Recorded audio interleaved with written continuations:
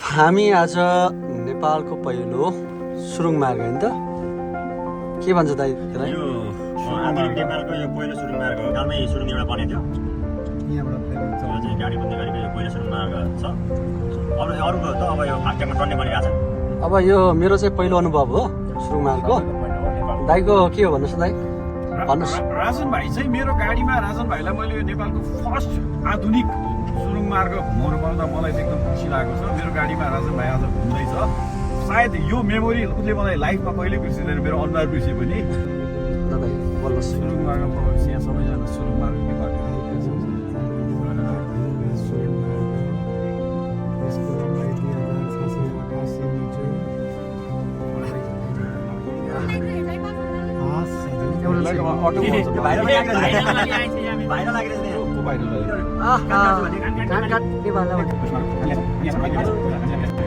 Sir के छ खबर? एकदम ठिक छ। सुरुङ मार्ग छिरेको होइन, चिसो चिसो हुँदो रहेछ भित्र है। यो यस्तो हुँदो रहेछ।